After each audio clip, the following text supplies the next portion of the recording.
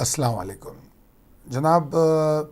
कल परसों मैंने एक अक्टूबर पोर्टफोलियो के हवाले से वीडियो शेयर की थी, तो उसके बाद हमें बहुत सारे सवालात व्हाट्सएप ग्रुप में मिले जिनका मैं जवाब देना चाह रहा हूँ और कुछ चीज़ें समझाना चाह रहा हूँ। उसमें मैंने प्रमोट किया था, आप लोगों को मशवरा दिया था कि अगर आप छोटी इन्वेस्टमेंट भी करना चाहते हैं, बजाय इसके कि 50,000, लाख, 1.5 लाख, 20,000, 25,000 बैंक में बढ़ा रहे, उसके भी शेयर ख़रीद के रखें। क्यों ना रखें? बैंक में वो 50,000, 25,000 क्या देंगे आपको? ये मशवरा ऐसा था जिसमें ट्रेडिंग नहीं थी, ये सिर्फ इन्वेस्टमेंट थी, ट्रेडिंग कतई नहीं थी। जो छोटे पैमाने पे इन्वेस्टमेंट करना चाहते हैं वो ट्रेडिंग के बारे में ना सोचिए, क्योंकि ट्रेडिंग इस वक्त रिस्की भी है और जो प्रोफेशनली ट्रेडिंग करते हैं वो तो कर सकते हैं, मगर हर आदमी के लिए, न्यू कमर्स के लिए इन हालात में ट्रेडिंग करना फीसिबल नहीं है। इन्वेस्टमेंट की जा सकती है। शेयर ख़रीदें, छोड़ दें, 20,000 के ख़रीदें, 50 के ख़रीदें, लाख के ख़रीदें। अब सवाल ये था कि लोगों ने हमसे रब्ता किया और कहा कि भाई आपकी तो सर्विस बड़ी महंगी पड़ती है। बिल्कुल सही बात है, मगर समझने की बात यह है कि आपको जो लोग छोटी इन्वेस्टमेंट कर रहे हैं उनसे हम कोई चार्जेस नहीं मांग रहे, हम तो मशवरा दे रहे हैं कि बाय करें और छोड़ दें। हम उनको स्टॉक भी बताएंगे, मगर बात यह कि वो हमारे लूप में तो आएँ। हमें उनको व्हाट्सएप ग्रुप की मेंबरशिप भी नहीं देनी, उनको ज़रूरत ही नहीं है कि वो व्हाट्सएप ग्रुप के मेंबर बने, उनको ज़रूरत ही नहीं है कि वो बैठ के रोज़ाना मार्केट देखें। ये घर की ख़वातीन, रिटायर्ड लोग जो भी हैं वो इसमें जा सकते हैं, मगर रोज़ाना बैठ के 50,000 के या 25,000 के कोई स्टॉक लेके रोज़ाना बैठ के मार्केट देखें, नहीं, इसकी ज़रूरत नहीं है। स्टॉक लेंगे जिस जिस वक्त आपको लेना होगा, अपनी मनी मैनेजमेंट होगी। और मैं इतने सारे लोगों को अलग अलग जवाब नहीं दे सकता। सवाल जमा होंगे, मेरी टीम मेरे सामने लाएगी, मैं कोई शॉर्ट वीडियो से आपको सारे जवाब दे दूंगा। अब जैसे मिसाल देता हूँ, सब में ज़्यादा सवाल ये थे कि हम कैसे करें। आपको हमारे लूप में आना पड़ेगा। व्हाट्सएप ग्रुप की मेंबरशिप बता दिया मैंने, ज़रूरत नहीं है, तो लिहाजा उसके कोई पैसे आपको नहीं लगेंगे। हाँ, आपको लूप में आना पड़ेगा, अकाउंट खोलना पड़ेगा, क्योंकि अगर शेयर ख़रीदना है तो ट्रेडिंग अकाउंट की ज़रूरत तो होगी, क्योंकि it is all about new commerce, जो नए लोग करना चाहते हैं। तो आए, अकाउंट खोलें। अकाउंट खोलने में भी पैसे नहीं लगते, अकाउंट खोलने में भी कोई अलग से अकाउंट ओपनिंग के चार्जेस तो नहीं लगते आपको, और आप अकाउंट खोले बगैर कुछ ख़रीद नहीं सकते। अकाउंट खोलें और बाइंग करें, ठीक है ना। तो लिहाजा उन लोगों को हम अलग रखेंगे, उनको ना ही हम कोई व्हाट्सएप ग्रुप चार्जेस देंगे, कोई चार्जेस नहीं देंगे। हाँ, अकाउंट खोलना पड़ेगा, उसके बगैर बाइंग नहीं हो सकती। ऐसा नहीं हो सकता कि मैं चाहूँ कोई शेयर ख़रीद लूँ, मेरा अकाउंट ही ना हो। और अगर किसी के पहले से अकाउंट मौजूद है और वो बाइंग करना चाहते हैं तो वो हमारी फैमिली का हिस्सा नहीं बन सकते। ऑब्वियसली हम सिर्फ उन्हीं के साथ कम्युनिकेट करेंगे जो हमारी फैमिली का हिस्सा होंगे। हाँ, मगर जो लोग हमारे साथ नहीं हैं, हम उनको भी वक्तन फ़वक्तन जो हमसे मुमकिन हो सका यूट्यूब पे अपडेट देते रहेंगे। वो हमारे लूप में तो नहीं आ सकते, क्योंकि लूप में आने का मतलब ये है कि न सिर्फ उनको स्टॉक दिया जाए, फिर उसका फॉलो अप किया जाए। यानी कि एक स्टॉक दिया जाता है कि भाई फलां स्टॉक बाय कर लें, फिर उसका फॉलो अप, उसकी स्ट्रेटजी, स्प्लिट बाइंग करनी है, कैसे करनी है, फिर फ़ौरन कहाँ ऑफलोड करना है। अगर, क्योंकि आप टारगेट जो है 15 दिन में भी आ सकता है, महीने में भी आ सकता है, 2 महीने में भी आ सकता है। तो ये जो फॉलो अप है ये तो फैमिली मेम्बर्स का ही होगा जो ट्रेडिंग ऑन लेवल की फैमिली में होंगे। तो इसलिए पैसे आपके कोई खर्च नहीं होंगे, क्योंकि मैं समझता हूँ छोटी इन्वेस्टमेंट के साथ आपको कोई मंथली चार्जेस नहीं होने चाहिए, वो आपके लिए फीजेबल भी नहीं है। हाँ, अगर आप ट्रेडिंग सीखने और समझने लगे और आप चाहें अपनी इन्वेस्टमेंट को बढ़ाना, और अगर आप समझें कि आप कर सकते हैं, तब आप उसके बारे में सोचिएगा। अभी ये सब कुछ फ्री होगा, बस लूप में आना होगा आपको।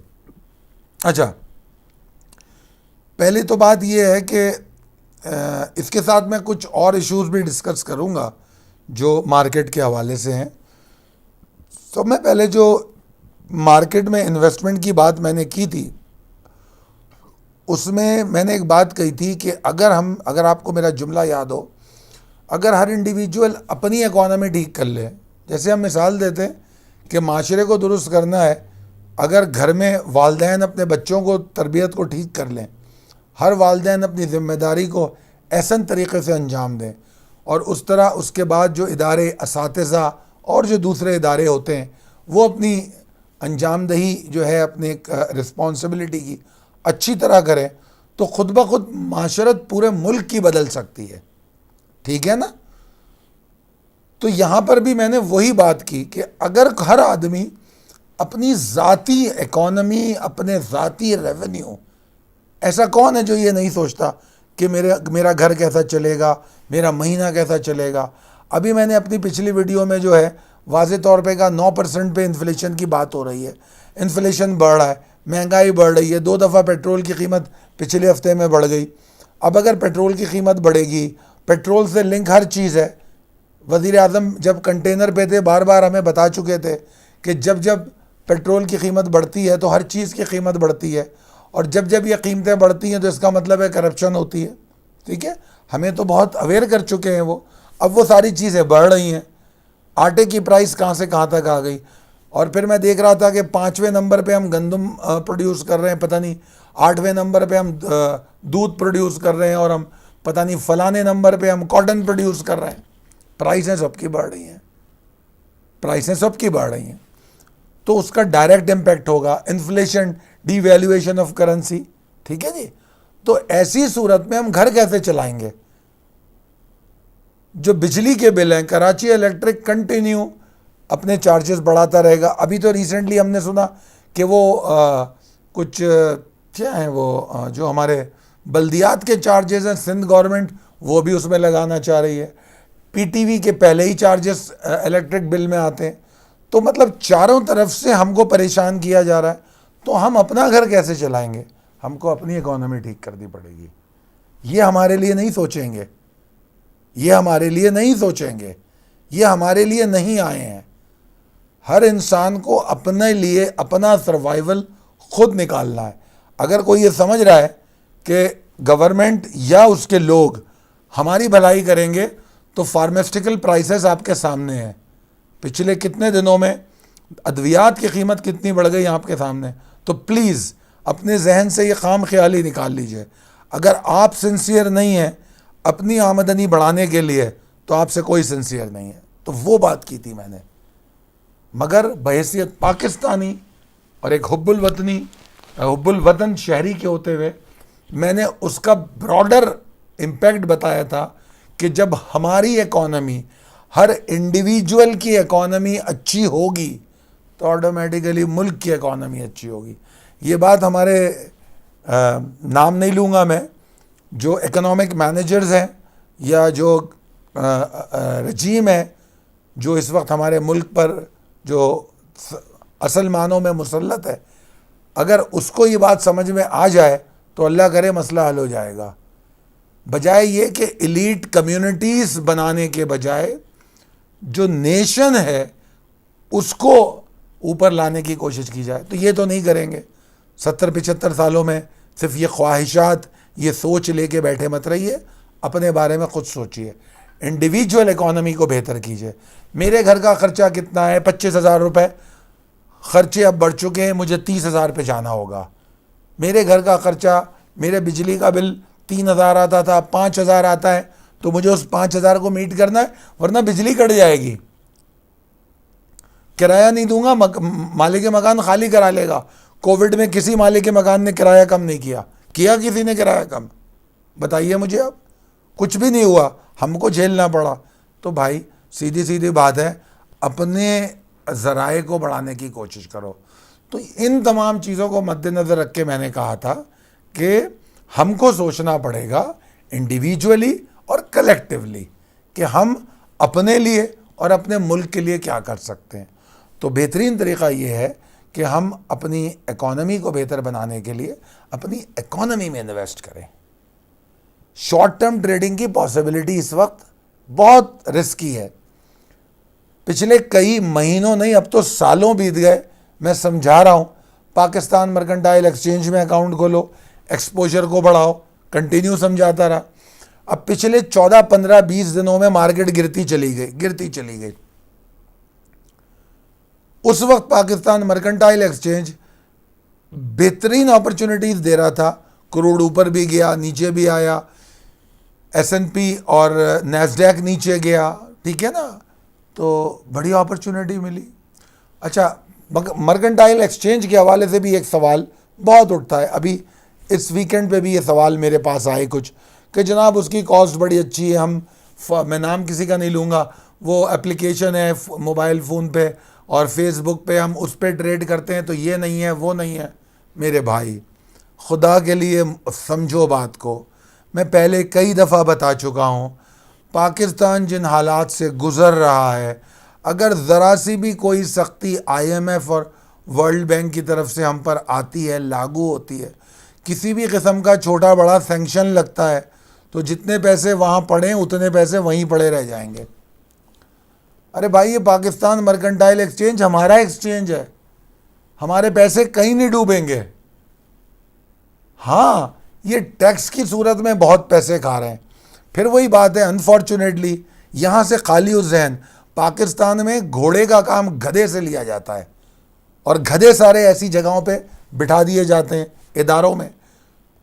उनको ये बात समझ में नहीं आती, जिन लोगों ने टैक्स लगाया, कि अगर हम वॉल्यूम्स को बढ़ाएंगे, एक्सचेंज को इस्टेब्लिश करेंगे। 2011 से मैं इस एक्सचेंज के लिए प्रोग्राम्स कर रहा हूँ, इसकी अवेयरनेस के, मगर इनको ये बात समझ में नहीं आ रही, पूरी दुनिया में कमोडिटी एक्सचेंज इस्टेब्लिश है, हमारे मुल्क में क्यों नहीं हो रहा? वही आड़तियों के पीछे, सिर्फ चंद बड़ी कंपनीज हैं जिन्होंने इसको फॉलो किया। तो अगर इस पे वॉल्यूम्स आएंगे तो ये टैक्स कम होगा। पाकिस्तान का माइंडसेट ये है कि ये अपने टैक्स का जो नेटवर्क है उसको बड़ा नहीं करते, जो लोग फंसे हुए हैं उनसे ज़्यादा टैक्स लेते हैं। ये है माइंडसेट। बड़ा क्यों नहीं करते? क्योंकि बड़ा करते हैं तो उसमें एग्रीकल्चर वाले आ जाते हैं, बड़ी बड़ी प्रॉपर्टीज़ वाले आ जाते हैं। जिस तरह अभी सोहेल साहब ने कहा कि ऑडी पे प्राइस कम हो गई, मोटरसाइकिल की प्राइस बढ़ गई। मतलब कम ऑन, कॉमन सेंस, ज़रा सोचिए तो। फिर मेरे ख्याल में उसके बारे में सोचा भी जा रहा है। तो मैं उनका ट्वीट पढ़ रहा था कि ऑडी की प्राइस कम हो गई, मोटरसाइकिल की प्राइस बढ़ गई। ये कैसे लोग हैं, किस किस्म के गधे बिठाए हुए हैं जो ये फैसले कर रहे हैं? ये कैसे फैसले हैं? इन फैसलों को देखने के बाद आप अपने बारे में सोचें, क्या आपकी इकोनॉमी दुरुस्त करेंगे? आपको सोचना होगा, ये कुछ नहीं ठीक करेंगे आपके लिए, याद रख लीजिए मेरी बात। तो बात मैं ये कह रहा था कि हम अपनी इकोनॉमी इसी तरह ठीक कर सकते हैं। पाकिस्तान मर्केंटाइल एक्सचेंज का टैक्स इन्होंने बहुत बढ़ा दिया है, बिल्कुल बढ़ा दिया है। NCCPL के चार्जेस भी उसमें लगे हुए हैं। और मर्केंटाइल एक्सचेंज अपनी कुछ चीज़ों को, नरेशंस को ठीक नहीं कर रहा। मैं मुतवातिर ये बात उनको रिपोर्ट कर रहा हूँ कि भाई, ट्रेडर को समझने का मौका दो, अवेयरनेस प्रोग्राम करो, ताकि लोगों को समझ तो आए। बेहतरीन अपॉर्चुनिटी पाई जाती है मगर अवेयरनेस नहीं दे रहे। इदारे में लोग भी मौजूद हैं, काबिल लोग भी मौजूद हैं उसमें, मगर कुछ ऐसा नहीं कर रहे कि इन्वेस्टर को अवेयरनेस दी जाए। मगर मैं आपसे कह रहा हूँ, आप सेलेक्ट कर लीजिए। देखिए, ये तो कुछ नहीं करेंगे ना, हमें खोद के अपनी अपॉर्चुनिटी निकालनी पड़ेगी। तो मैं देख रहा था कि कुछ की ट्रेडिंग कॉस्ट बहुत ज़्यादा है, लोगों की जो शिकायत थी बिल्कुल दुरुस्त थी। तो मैंने कहा कि यार छोड़ दो, यूरो USD में काम मत करो, कॉस्ट बहुत ज़्यादा हो जाती है, वॉलेटिलिटी ज़्यादा है। नैस्डैक की वॉलेटिलिटी S&P से ज़्यादा है, नैस्डैक को भी हटा दो। क्रूड ऑयल में काम कर लो, S&P में काम कर लो, गोल्ड में काम कर लो, कॉस्ट भी कम है। देखिए, ये आपकी जिम्मेदारी है कि ट्रेड की सिलेक्शन, इंस्ट्रूमेंट सेलेक्ट कौन सा करें, ये तो आपका काम है ना। मर्केंटाइल एक्सचेंज तो नहीं बताएगा। दुकान पे जाते हैं, 36 आइटम रखे हुए होते हैं, हम सारे ख़रीद लेते हैं क्या? हम अपनी इस्तिताअत के मुताबिक, जो हमारी इस्तिताअत में आता है, जो हमारे लिए फ़ायदेमंद हो, जो हमारी ख्वाहिशात को पूरा करता है या जो हमारी रिक्वायरमेंट है और हमारी रेंज में, हम उसे ले लेते हैं। तो आपके पास भी प्रोडक्ट बहुत सारी हैं। पाकिस्तान स्टॉक एक्सचेंज 90 डेज़ का फ्यूचर निकाल दे या 1 साल का फ्यूचर निकाल दे, आपकी ज़रूरत है या नहीं है, ये देखिए 90 डेज का फ्यूचर आ गया, कम ऑन बाय। क्यों भाई? लेवरेज पे जाने का टाइम है? बदले के 10 प्रोडक्ट आ जाएं इस वक्त, बदले पे काम करने का मौका है इस वक्त? बिल्कुल भी नहीं है। बदले पे काम तो मैं उस वक्त करूंगा ना जब मार्केट मेरी डायरेक्शन में जा रही होगी। मैंने माल खरीदा, मार्केट मेरी डायरेक्शन में चल रही है, मेरे तमाम बाइंग अच्छी जगह पर हुई हुई है और अब मेरे टारगेट्स को चेज करने जा रही है, मेरे पास पैसे नहीं है मजीद माल लेने के, एक्सपोजर यूज करूंगा। मार्केट गिर रही है और मैं एक्सपोजर यूज करूं किस खुशी में? तो ये हमारा काम है, ब्रोकर नहीं समझाएगा। नो नो, कोई ब्रोकर नहीं समझाएगा। ब्रोकर सिर्फ एक कॉल करेगा जिस दिन सेटलमेंट होगी सौदे काटने के लिए। जिस दिन उस दिन आपके सौदे कटेंगे, धड़ाधड़ माल बिकेगा, मार्केट 400 पॉइंट नीचे आएगी, उसी दिन कुछ लोग बाइंग भी करेंगे। खुदा के लिए इन तमाम तमाशों का चारा बनने की कोशिश ना करें। मैंने market psychology of the market मैंने यूट्यूब पे भी आपके पोस्ट किया, व्हाट्सएप ग्रुप पे डिटेल में उससे बात की है, यूट्यूब पे बात कर चुका हूँ, पिछली वीडियोस में भी बात कर चुका हूँ। खुदा के लिए समझें, मार्केट इस वक्त डिप्रेशन और एंगर वाले साइकिल से निकलने के लिए बेताब है, डिसबिलीफ की तरफ जा रही है। ठीक है, ये बात कर रहा हूँ मैं पाकिस्तान स्टॉक एक्सचेंज की। अगर हम लोग इन साइकिल्स को नहीं समझेंगे ना, हमारे हाथ में माल आएगा और हम फिर नुकसान में होंगे, वो आगे निकल जाएंगे जिन्हें माल लेना है। तो खुदारा समझिए, छोटी इन्वेस्टमेंट हो या बड़ी इन्वेस्टमेंट हो, मुझे इससे कोई गरज नहीं पड़ता। मुझे ट्रेडिंग ऑन लेवल की कम्युनिटी में आपका होना बहुत ज़रूरी है। मेरे पास जितना टाइम है मैं कोशिश करता हूँ उसको यकजा करके यूट्यूब के थ्रू आप तक पहुँच जाए। इंडिविजुअल एक एक को मेरा जवाब देना मुमकिन नहीं है। जितने रिस्पॉन्सेज आते हैं, मतलब मैं उन सारों को पढ़ नहीं सकता जो व्हाट्सएप आते हैं, तो इसलिए मेरी कोशिश होती है एक जगह पे मैं अपनी कम्युनिटी को से बात कर सकूं, जो लोग trading on level safely invest को फॉलो करते हैं। अलग अलग व्हाट्सएप मैसेजेस मैं हैंडल नहीं कर सकता। टेलीग्राम पे मैसेजेस आते हैं, मैं कोई जवाब ही नहीं देता। मैं बार बार बता चुका हूँ कि फिर भी व्हाट्सएप मैसेज हमारी टीम जवाब दे देती है, तो आप उस पर कॉन्टैक्ट कीजिए 034561900443 034561900443 इस नंबर पे व्हाट्सएप कीजिए। उसके बाद अहमद का नंबर, हमारी जो हमारे एग्जेक्टिव हैं उनका नंबर मौजूद है, अहमद से रब्ता कीजिए, तो ये आपको कुछ जवाब दे सकते हैं। मगर डायरेक्ट अगर मेरे नंबर पे व्हाट्सएप आएगा तो मैं सबको जवाब देना मेरे लिए मुमकिन नहीं होगा। हाँ, मैं कोशिश करूँगा कि टीम उन सवालनामा बना दे जैसे अभी बना के दिया है मुझे, तो मैं उसके हिसाब से आपको कंक्लूड कर दूंगा, और वो भी वीकेंड पे, वीकडेज पे ये भी मुमकिन नहीं है। तो जनाब जो सवालात आए उसमें ये हुआ कि उसमें ये भी पता लगा कि मार्केट अरे बहुत नीचे गई थी इसलिए हमने बाय कर लिया, अरे मार्केट बहुत लग रहा था नीचे जा रही है हमने शॉर्ट कर दिया। ये क्या है? ये एडिक्शन है, ये एडिक्शन है।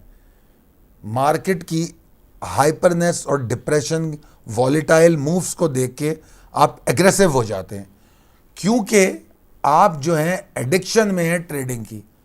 ऐसे लोगों को मैंने समझाया कि खुदारा अपनी एडिक्शन को एग्जॉस्ट करें, कहीं और कर लें। अब उसका क्या तरीक़ा था? उसका तरीक़ा ये था कि आप जो है मार्केट में अगर आपके पास पाकिस्तान मर्केंटाइल एक्सचेंज में अकाउंट होता, तो जिस वक्त स्टॉक एक्सचेंज में ये मुसीबत आ रही थी, आप इसका पोर्टल खोलते, इसकी साइट पे जाते और आप देखते क्या ऑप्शन आ रहा है। कोई ऑप्शन आपके काम का होता, एक आध ट्रेड वहाँ कर लेते। अरे भाई 50,000 लाख से कंफर्टेबल ट्रेड हो जाती है, 50,000 लाख से कंफर्टेबल ट्रेड हो जाती है, और कंफर्टेबल ट्रेड भी जाती है। एक कॉन्ट्रैक्ट खरीद लो, एक कॉन्ट्रैक्ट जो कि सिर्फ और सिर्फ 7-8 हज़ार 6 हज़ार उसकी प्राइस ऊपर नीचे होती रहती है, 4,000 से लेकर 8-10 हज़ार तक आ जाता है। अगर 4,000 से 8,000 की इन्वेस्टमेंट में ट्रेडिंग की जो एडिक्शन है वो पूरी हो जाती है, तो भाई नुकसान से तो अच्छा है ना। अगर 300, 400, 500, 800 इतने का भी प्रॉफिट हो जाए तो भाई उस नुकसान से तो अच्छा है। ट्रेडिंग भी सीखोगे, एडिक्शन से भी पूरी हो जाएगी, उसका नतीजा क्या निकलेगा, इम्प्रूव करोगे, कल अपनी इन्वेस्टमेंट बढ़ाओगे, प्रोफेशनली ट्रेड करोगे। ट्रांसपेरेंट इतनी अच्छी कि कोई कॉरपोरेशन झूठ नहीं बोलती, कोई भाई माल नहीं उठाता। यहाँ तो ये भी मुसीबत है, फलाने भाई ने माल उठा लिया, फलाने भाई को FIA ने उठा लिया, फलाने भाई ने ये लीक कर दिया, फलाने भाई ने वो टिप दे दी। वहाँ ये भी सब नहीं है। ट्रांसपेरेंट डेटा है, डेटा आता है 2 मिनट के बाद forex-factory.com पे, investing.com पे डेटा मौजूद है। अगले मिनट मुझे भी वही डेटा पता है जो इनको पता है, जो इनको पता है, किसी से कुछ छुपा हुआ नहीं है। तो यार सोचे ना आप लोग। रियल एस्टेट वालों की तरफ आऊँगा मैं रियल एस्टेट वालों की तरफ इसलिए आऊँगा कि मेरे जो इन्वेस्टर हैं उनमें बहुत से जो है रियल एस्टेट इन्वेस्टर्स हैं जो हमारे पास इन्वेस्ट करते हैं। मैं आप लोगों को एक सॉफ्ट वार्निंग दे रहा हूँ, सॉफ्ट वार्निंग।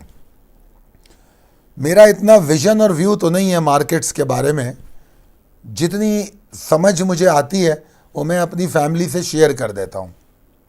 नंबर 1 बात ये है, आने वाले कुछ अरसे में रियल एस्टेट के अंदर बबल बनने जा रहा है। ये फोरकास्ट किया जा रहा है कि रियल एस्टेट में बबल बनेगा, और जब ऐसा होगा, ये सिर्फ पाकिस्तान की बात नहीं कर रहा मैं, पूरी दुनिया में होगा। और वो जब बबल बनेगा उसका इम्पैक्ट पाकिस्तान में भी आएगा। पाकिस्तान में देर में आएगा मगर आएगा। एक बात ये तो थी, थोड़ी सी लॉन्गर टर्म बात, लॉन्गर टर्म थ्रेड में दे रहा था आपको। दूसरी अहम बात ये कि शॉर्ट टर्म में liquidity crunch real estate market में होगा, और वो लिक्विडिटी क्रंच जो होगा वो आपकी इन्वेस्टमेंट को प्रॉब्लम करेगा। बेनिफिट उनको करेगा जो उस वक्त एंट्री लेंगे, मगर जो सेल ऑफ करना चाहेगा वो मुश्किल में आएगा। जो स्प्रेड है बायर और सेलर का वो बड़ा होने जा रहा है। ये शॉर्ट टर्म थ्रेट है रियल एस्टेट में, मेरे विजन और व्यू के मुताबिक। तो क्या ही अच्छा हो कि मैं डाइवर्सिफाइड हो जाऊं। लेट सपोज मेरे पास 10 करोड़ रुपए हैं और मैंने 9 करोड़ रुपए रियल एस्टेट में लगाए हुए हैं, तो भाई जो अच्छा, एक और पॉइंट, चीज़ें सैचुरेट होती हैं, रीस्केजुअल होती हैं। हर कारोबारी इस चीज़ को समझता है कि चीज़ों में रद्दोबदल होता है, एक ही चीज़ को ख़रीद के नहीं बैठा जाता। अगर किसी प्लॉट का सैचुरेशन आ रहा है, मैं नाम नहीं लेना चाहता उन हाउसिंग स्कीम्स का, तो उसको यहाँ से वहाँ शिफ्ट करें, जो नई हाउसिंग स्कीम्स है उसमें जाएं।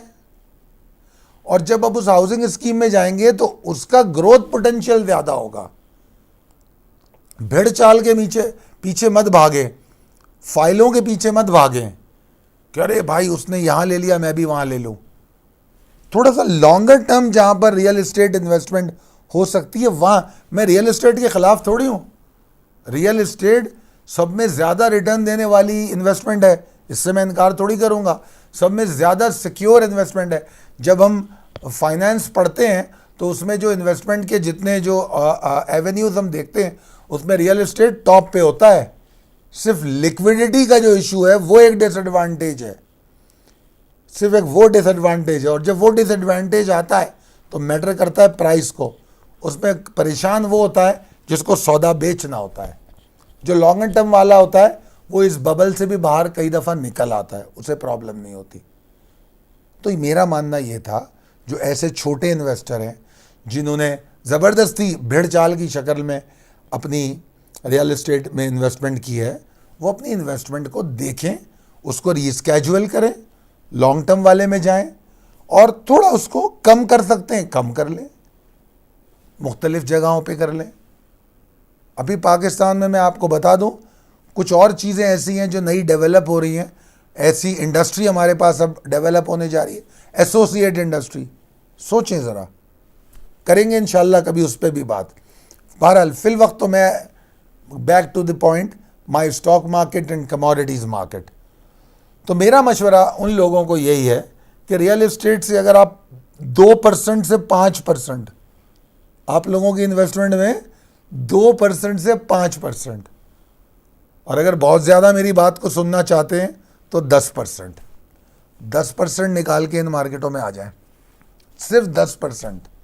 और बाकी जो इन्वेस्टमेंट है उसमें उस पॉइंट ऑफ व्यू से सोचिए कि हम जिसका ग्रोथ ज़्यादा है और टाइम पीरियड भी ज़्यादा है, हम वहाँ पर अपनी इन्वेस्टमेंट को लेके जाते हैं। जो सैचुरेट हो रही हैं, डेवलप होती जा रही हैं या 80% डेवलप हो गई हैं, वहाँ से बाहर निकलें। जो 80% डेवलप हो गई हैं वहाँ से बाहर निकले, ये एडवांटेज है हमारी हाउसिंग की। और जो प्राइम मिनिस्टर साहब का नया होम जो स्कीम है, उसकी वजह से इंफ्रास्ट्रक्चर डेवलपमेंट इंशाल्लाह बेहतर होगी, प्रॉब्लम नहीं होगी। अभी तो सीमेंट सेक्टर हमारा बैठ रहा है कोल प्राइस की वजह से, मगर कोई मसला नहीं है। कोल प्राइस बढ़ेगी तो क्या होगा, सीमेंट बिकेगी नहीं क्या? उन्होंने पैसे बढ़ा दिए ना, और बढ़ा देंगे, पैसे बढ़ा दिए ना उन्होंने। अरे दोस्तों, ज़रा कॉमन सेंस से सोचो, कोई भी कारोबारी आदमी जेब से पैसे नहीं देता। 140 रुपए का क्रूड ऑयल मैंने देखा है, उस वक्त भी गाड़ी चलती थी, पेट्रोल उस वक्त भी खरीदते थे, क्या नहीं खरीदते थे? अब भी खरीदते हैं। तो कोल प्राइस अगर 212 के बजाय 310 भी हो जाए तो आपके ख्याल में क्या कंस्ट्रक्शन रुक जाएगी? ओ भाई, सीमेंट प्राइस बढ़ जाएगी, स्टील प्राइस बढ़ते नहीं देगी। अरे स्टील को छोड़ें, हम दवाएं जो खाते हैं, 10 रुपए की दवा 30 रुपए की हो गई, 40 रुपए की हो गई। क्या छोड़ दी दवाएं खानी? नहीं छोड़ी। आटा कहां से कहां पहुंच गया, घी कहां से कहां पहुंच गया, छोड़ दिया। चीनी कहां से कहां पहुंच गई। करप्शन, जिस दिन करप्शन का शोर हुआ उस दिन और पैसे बढ़े, फिर जब कमेटी बनी तो और पैसे बढ़े, फिर माफिया पकड़ लिया तो और पैसे बढ़ गए। कम हुए पैसे? कुछ भी नहीं हुआ। तो खुदारा खाम ख्याली से और फैंटेसी से बाहर आए, ट्रक की बत्ती के छोड़ दें, अपने बारे में सोचें। हम लोग जिस दिन अपने बारे में सोचेंगे इंशाल्लाह हमारा मुल्क भी ठीक हो जाएगा। ये हमें ट्रक की बत्ती के पीछे लगा देते हैं। अगर ये हमें ट्रक की बत्ती के पीछे लगा के रखेंगे कि आओ जी मैं मुल्क को ठीक करूंगा, मैं नया पाकिस्तान बनाऊंगा, मैं पाकिस्तान में तरक्की लेकर आ जाऊंगा, और वोट को इज्जत दो, और फलाना फलाना, जितने किस्म के बयानी हैं, ये सब बेकार है, बकवास है। असल बयानिया ये है, मेरा घर कैसे चलेगा, मेरा घर कैसे चलेगा, मेरे बच्चे को हेल्थ मिलेगी, मेरा बच्चा स्कूल जाएगा, ये सब कैसे होगा? Just think about it. अभी कोविड का बूस्टर आएगा, are we going to pay for the booster और government is going to give us the booster? अभी ये भी एक सवाल है। तो ज़रा सोचिए दोस्तों, अपनी आमदनी को बढ़ाने के लिए सोचिए। इन इदारों से उम्मीद छोड़िए, अपने ऊपर उम्मीद बढ़ाइए। मैं अपनी रोज़ाना की वीडियो में एक लेसन देता हूँ कि हमें अपने अंदर क्या तब्दीली पैदा करनी है। इन पे बैठे रहेंगे तो कुछ भी नहीं होगा। इन्होंने कुछ नहीं करना, इन्होंने अपने पैसे बनाने। मौजूदा प्राइम मिनिस्टर ने कहा था, पता नहीं 10 या 12 आदमी की, पता नहीं न्यूजीलैंड और जर्मनी की कैबिनेट इतनी है, यही कहा था ना। सब में बड़ी कैबिनेट लिए घूम रहे। प्रोटोकॉल के वो खिलाफ थे, साइकिल पे वो जाने वाले थे। तो यार किस किस बात का रोना रोए। यहां पर एक बात मेरी याद रखिएगा, पाकिस्तान के अंदर सब में बड़ी प्रॉब्लम ये आ रही है कि कोई भी काम उसके जो मुरव्वजा उसूल हैं उसकी मुनासिबत से नहीं हो रहा। मतलब जो जमहूरियत है और जो जमहूरियत के दावेदार हैं, जो जमहूरियत के चैंपियन हैं, वो बेचारे आमिर हैं, अपनी शख्सियत में आमिर हैं, आमिराना सोच रखते हैं। गौर कीजिएगा आप मेरी बात को, मैं नाम ले लूंगा, आई डोंट माइंड। सब में बड़ी पीपल्स पार्टी चैंपियन जमहूरियत की Zulfikar Ali Bhutto civil martial administrator रह चुके हैं। अय्यूब खान के बेबी रहे वो, जमहूरियत के सब में बड़े दाई। फिर उसके बाद नवाज शरीफ साहब, बहुत बड़े दाई जमहूरियत के। आजकल के बयानिए के मुताबिक ज़ियाउल हक साहब की गोद में पले बड़े। यार तो किसका नाम लें? जुनीजो का ले लें, किसका लें? खान साहब का ले लें, किसका लें? तो लिहाजा जमहूरियत के मुरव्वजा उसूलों पर नहीं चलती, इसलिए जमहूरियत नाकाम हो रही है। अब आ जाएं डिक्टेटरशिप पे। तो डिक्टेटरशिप का मुरव्वजा उसूल क्या है कि जब आप डंडे के ज़ोर पे आए हो तो डंडे के ज़ोर पे सिस्टम को ठीक करो और जाओ। अगर ऐसा नहीं होता, आने के लिए डंडे का ज़ोर इस्तेमाल होता है, जिस दिन आ जाते हैं उसके बाद डंडा एक तरफ रखते हैं और किंग पार्टी बनने लगती है। कभी सोचा आपने ऐसा क्यों होता है? तो अगर सिर्फ हर सिस्टम इदारा अपने मुरव्वजा उसूलों को कायम व दायम रखने की कोशिश करे तो मामला ठीक हो जाएंगे। और इस वक्त मैं अपने और आपके यानी कि हमारे जो मसले हैं उसको डिस्कस कर रहा हूँ। हमारा मसला हमारे बच्चों की हेल्थ है, एजुकेशन है, उनके रोज़मर्रा की खुराक है, मैं उसकी बात कर रहा हूँ। हमें ये ठीक करनी है, हमें नहीं ठीक करना। हमें डैम वैम नहीं बनाना डैम। हमें अपना घर चलाना है। बना लिया इन्होंने डैम के फंड भी ले लिए, डैम भी बना लिया। 1971 से पहले बांग्लादेश में सैलाब आया, उसका भी फंड ले लिया। और ज़रा चेक कीजिएगा हिस्टोरिकली उसका टैक्स कब तक कटता रहा। बांग्लादेश चला गया हमारे हाथ से, मगर वो टैक्स कटता रहा। खुदा के लिए होश के नाखुन लें, अपने आप को संभालें।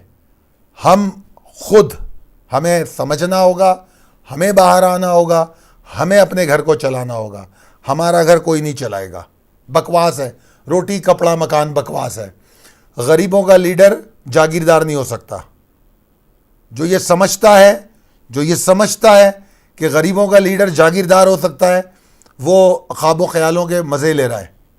ठीक है, हर लीडर को उठा के देख लें आप। भुट्टो अवामी लीडर कहलाए, भुट्टो की हिस्ट्री उठा के देख लीजिए, वो कौन सी आम जनता से ऊपर आए थे। नवाज शरीफ कितने लोगों के बीच में बैठते हैं, मैसेस के बीच में बैठ के मसाइल को समझते हैं। इमरान खान की पूरी ज़िंदगी उठा के देख लीजिए, कितने कॉमन लोगों के बीच में वो रह चुके हैं। कभी बैठते हुए नजर आए? उनके दोस्तों की क्लास देख लीजिए, वो समझेंगे मेरे आपके मसले को। कम ऑन यार, बाहर आइए। फिर उसके बाद दूसरे लीडरान की बात कर लूँ मैं, चाहे वो रिलीजियस पार्टी हो या अल्ताफ़ हुसैन जैसे लीडर हो, कोई से भी लोग हों। ये कौन है? ये कोई भी अपने मौक़िफ़ पे चलता हुआ नज़र नहीं आया। सब ने हमें ट्रक की बत्ती के पीछे लगाया। तो खुदारा, मैं किसी सियासी बात की तरफ नहीं जा रहा, ना ही कोई सियासी पार्टी बना रहा हूँ। मैं तो कह रहा हूँ घर का खर्चा चलाओ। घर का खर्चा चलेगा ना भाई तो सब ठीक हो जाएगा। पाकिस्तान में, सिंगापुर में एक सोच देखी थी कि हेल्थ, एजुकेशन और चार दीवारी, पॉपुलेशन को कंट्रोल करके इन तीन चीज़ों को इंश्योर कर दिया गवर्नमेंट ने। पब्लिक प्रोटेस्ट ही नहीं करती। तो ये तमाम चीज़ें सोचनी पड़ेंगी। तो ये मेरा मौक़िफ़ था। तो आप लोग, मैं भी यहाँ काम करता हूँ, यकीनी तौर पे मेरा भी घर है, मैं भी घर चलाता हूँ। तो मैं भी अपनी इकॉनमी के लिए बैठा हूँ, मुझे भी अपने घर को चलाना है। ख़र्चे बढ़ गए तो मुझे वो बढ़े हुए ख़र्चों को पूरा करना है। तो इसीलिए मैंने जो लूप की बात की, फैमिली, इकॉनमी, ये सारी बातें की। एक मैंने थॉट दिया है, समझ में आता है आपको, वेरी गुड, अच्छी बात है। नहीं समझ आता तो जो आप कर रहे हैं वैसा ही कीजिए। मैंने कोशिश की समझाने की आप लोगों को। और इस हवाले से अगर कोई सवाल है। अच्छा, आखिर में जो थ्रेड्स के हवाले से एक मैंने कहा था इशू हम डिस्कस करेंगे, तो वो मैं डिस्कस कर दूं आपसे कि मैं मौजूदा सिनेरियो में मार्केट और इकॉनमी के लिए थ्रेड्स क्या देख रहा हूं। देखिए, मैं जो काबुल वाली वीडियो थी उसमें वाज़े तौर पे क्लियर कर चुका। अब इसको महीने से ऊपर हो गया अल्हम्दुलिल्लाह। मैंने पहले बता दिया था, बड़े बड़े ढोल बज रहे थे, भंगड़े डल रहे थे काबुल की फतह पे, तब मैंने कहा था कि खुदारा ज़रा जश्न को कम करो और आंखें खोल के देखो क्या हो सकता है। उम्मीद है कि समझ आ गया होगा। 3200 पॉइंट तो मार्केट गिर गई और बाकी चीज़ें कितना बढ़ गई और कितने मसाइल पैदा हो गए वो आपके सामने है। मनाली फतह, खा लिए मिठाइयाँ, अब आ जाओ रियलिटी की तरफ। मैंने कहा था कि मुख्तलिफ एंगल से प्रेशर डलेगा। कैसे कैसे टूल इस्तेमाल करेंगे मुझे नहीं पता। 2-4 टूल तो बड़े वाजे हैं, IMF, एशियन डेवलपमेंट बैंक, ये तो बड़े वाजे टूल हैं। उसके अलावा क्या क्या होगा हमें नहीं मालूम। पता नहीं इंडिया को कुछ नए सौदे बेच दे वो असले के, इंडिया को कोई नई सपोर्ट कर दे, चाइना की राह में रोड़े अटकाए, रीजन से नहीं जा रहा। ये बात मैंने कहा था, फौज का इनखला हुआ है, अमेरिका का इनखला नहीं हुआ। और वो अब बैठ के कह रहे हैं वाज़े तौर पे। अभी मैं लेटेस्ट वो पढ़ रहा था, वो कह रहे हैं कि हमको आपकी ज़मीन नहीं चाहिए, हमसे कह रहे हैं हमको एयर क्या कहते हैं उसको, जो हमारा एरिया होता है उसके फ्लाइंग जोन जो है उसके ऊपर से रास्ता चाहिए, कॉरिडोर चाहिए, एयर कॉरिडोर चाहिए। What does it mean? वहाँ जाके हमले करेंगे, टारगेटेड हमले करेंगे, कॉरिडोर हमारा यूज़ होगा। अगर तो खुदा ना ख्वास्ता हमारा कॉरिडोर यूज़ हुआ तो दहशतगर्दी क्या नहीं होगी पाकिस्तान में? और ये रोक सकेंगे? मैंने पिछली वीडियो में कहा था कि हमको विजनरी लीडर और नेगोशिएटर, इन दो चीज़ों की ज़रूरत है। अनफॉर्चुनेटली मैं बदकिस्मती हमारी और मैं मायूस हूँ और मैं वाज़े तौर पे कहूँगा विजनरी लीडर तो कोई नहीं है पाकिस्तान में, इस वक्त अवेलेबल नहीं है। पता नहीं अल्लाह ताला कोई ऐसी चीज़ पैदा करे कि आप लोगों में से कोई आदमी निकले और कोई विजनरी हमें लोग मिले, वरना ये आने नहीं देंगे, कोई अच्छे आदमी को नहीं आने देंगे। इस वक्त विजनरी लीडर और जो नेगोशिएटर अच्छा हो, जो एक अमेरिका की भपकी पे हिम्मत ना हार जाए।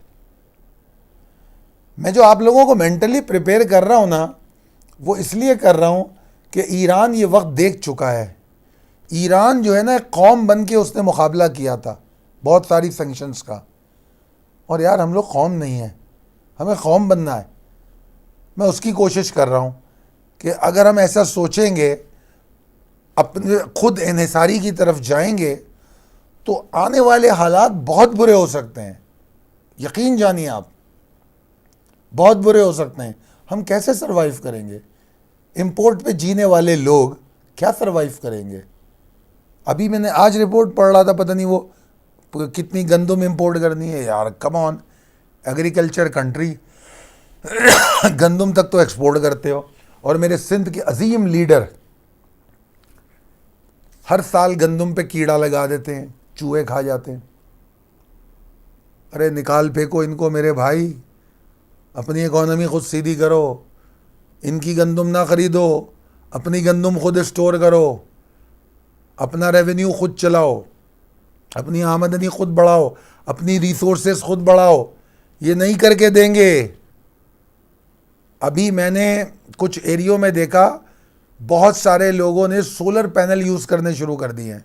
अच्छा कर रहे हैं, अच्छा कर रहे हैं, अपने अखराजात को कम कर रहे हैं, और तरीक़े ढूंढें। क्योंकि हमारे ये ख़र्चे जिस तरह बढ़ते जाएंगे, फ्यूल एडजस्टमेंट चार्जेस, फलाना चार्जेस, तसव्वुर तो कीजिए, फोर्स टैक्सिंग है।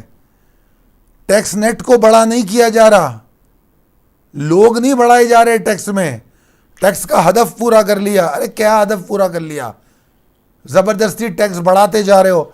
शनाख्ती कार्ड पे फीस बढ़ा दो, पासपोर्ट पे फीस बढ़ा दो, लाइसेंस पे फीस बढ़ा दो। ये है तरीक़ा? लाइसेंस पे फीस नहीं बढ़ाओगे, अगर मैं नहीं पे करूँगा, पुलिस वाला मुझसे पहले ही रिश्वत लेता है, फिर तो और रिश्वत लेगा। देना है मुझे टैक्स। तो फोर्स टैक्सिंग से आपके रेवेन्यू, ये जो टॉल क्लेम्स होते हैं ना इनके, ये जो हमारे पॉलिटिकल लीडर्स के कि FBR ने ये कर दिया और वो कर दिया, ज़रा हेड्स तो देखिए कहाँ कहाँ से टैक्स बढ़ रहा है। फोर्स टैक्सिंग कितनी है? टैक्स नेट कितना बड़ा किया, आईएमएफ बोल बोल के थक गया, सब्सिडीज क्यों चल रही हैं, सब्सिडीज क्यों नहीं ख़त्म कर सकते, रेवेन्यू बढ़ा नहीं रहे, फोर्स टैक्सिंग बढ़ा रहे हैं, सब्सिडीज कम कर रहे हैं, सब्सिडीज कम करेंगे। अभी 3 सब्सिडीज के बारे में आईएमएफ का दबाव बढ़ रहा है, इसका डायरेक्ट असर पब्लिक पे पड़ेगा। Who will pay that, who will pay for that? People of Pakistan. तो खुदारा अपने रेवेन्यू को ठीक कीजिए। अगर आप अपने रेवेन्यू को ठीक करेंगे तो मैं समझता हूँ कि हम मुल्क की इकॉनमी भी ठीक कर लेंगे और अपने मामलात। और जिस तरह मैंने समझाया आपको कि सैचुरेशन, डाइवर्सिफिकेशन, इन चीज़ों को समझिए। अगर आप ऑलरेडी इन्वेस्टेड हैं, इन्वेस्टर हैं, ट्रेडर हैं, तो अपने अंदर वर्सटैलिटी पैदा कीजिए। एक जगह पे मत टिक के बैठिए, वो ज़माना लग गया। हमारे बाप दादा के दौर में एक डॉक्टर होता था, आज हर चीज़ का अलग डॉक्टर होता है। मैंने वो दौर भी देखा है जब मैं अपने बुज़ुर्गों को देखता था, वो इस पे बहस करते थे, वो मानते नहीं थे कि हर चीज़ का अलग अलग डॉक्टर होता है। आज सब मानते हैं, सब मानते हैं। और हर शोबा ले लीजिए, आईटी ले लीजिए, मेडिसिन ले लीजिए, डिपार्टमेंट है, डिवाइड होते जा रहे हैं। तो चीज़ों में प्रोफेशनलिज्म भी आ रहा है। तो हमको भी अपनी इन्वेस्टमेंट को स्प्रेड करना पड़ेगा 3 जगहों पे, 4 जगहों पे, long term, short term, medium term. In terms को समझना पड़ेगा। नौकरी करते हो, सिर्फ नौकरी से काम नहीं चलेगा। गवर्नमेंट के मुलाजिम हो, ठीक है, तनख्वाह बढ़ जाएगी। काम करो ना करो, काम तो मुझे पता है आपने नहीं करना, काम नहीं भी करो तनख्वाह बढ़ जाएगी जून में। ये प्राइवेट वालों का क्या होगा? जो लोग मेरे पास काम करते हैं उनका क्या होगा? मैं तो नहीं हर बजट पे उनके 10%, 12% बढ़ा दूंगा। मैं तो अपने एक्सपेंस और अपने रेवेन्यूज़ को देखूंगा। जितना ग्रोथ मुझे मिलेगा उतना, उससे कम ग्रोथ मैं उनको दूंगा। कौन है जो पूरा ग्रोथ देगा? रियलिटी की बात करो। तो लिहाजा फैंटेसी से बाहर निकलें, ग्राउंड रियलिटी में आए।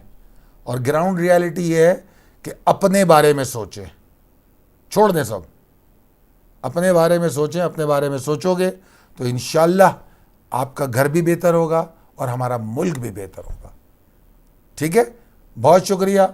दुआ करूंगा कि अल्लाह ताला आपको बहुत कामयाब करे और बेहतरीन ट्रेड करें, आप बेहतरीन इन्वेस्टमेंट करें, अच्छा सोचें अपने लिए, अपने मुल्क के लिए। अपना बहुत सा ख्याल रखिए, सेहतमंद रहिए। शुक्रिया, अल्लाह हाफ़िज़।